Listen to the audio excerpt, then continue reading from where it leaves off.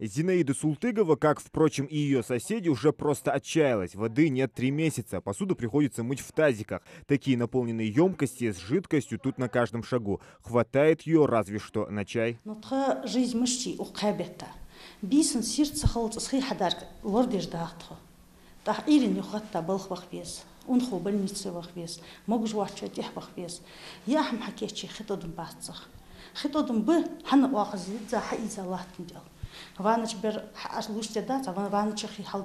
Обстоятельства испытывают на прочность жителей сразу 2 многоквартирных домов микрорайона Юбилейный, 17 и 19.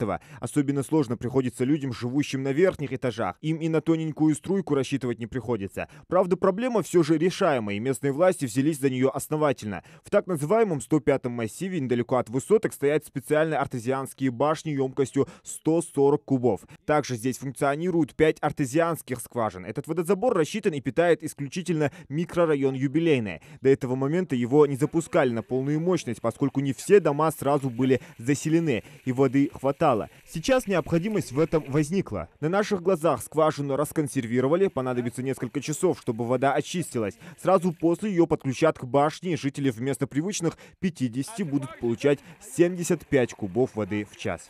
Из-за нехватки этих 2 домах в подвальном помещении по анализу мы выяснили с привлечением специалистов, что действительно не хватает для подъема вот этой атмосферы, давления, не хватает еще воды. И сегодня мы начали эти работы. Завтра мы его полностью завершим. В других домах вода все же идет, причем стабильно. Жители 23-го дома на эту проблему не жалуются. Да, перебои бывают, но только после отключения света. Вот только платят ли они за потребляемый ресурс по счетам? По их словам, исправно.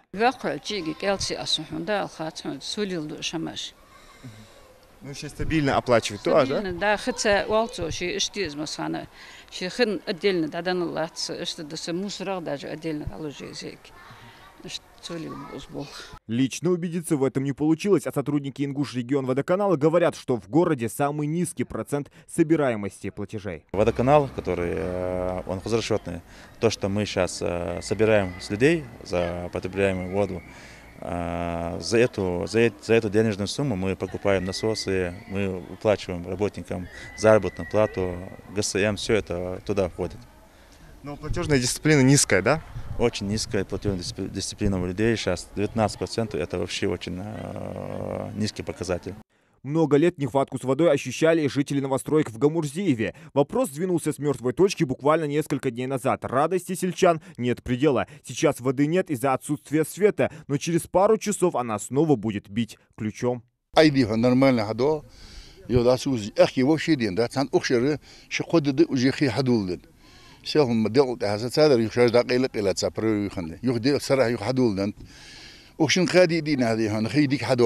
اشترز حدا يتري تكونتون بوش در ازديا دو دم ياخ ديت الديو هذا نتيجة ده حديني حدا جموت يبيات وحنس أخشين قادين عجز دخديان نخ صدق بول بمقوش.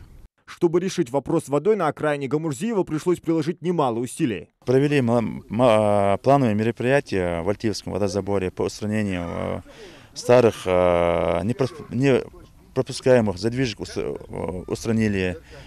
Трубы поменяли в Альтиевском водозаборе, установили новый насосный агрегат, подключили его. Чтобы раз и навсегда решить проблему в тех местах, где воды все еще нет, по словам представителя водоканала, необходимо полностью заменить водоснабжающие сети, поскольку они ветхие и не выдерживают давления. В целом же ситуация с водой начинает меняться в лучшую сторону. И несмотря на порывы труб и связанные с ними ремонтные работы, она все-таки льется. Зелимхан Калоев, Магомед Белакиев, Новости 24.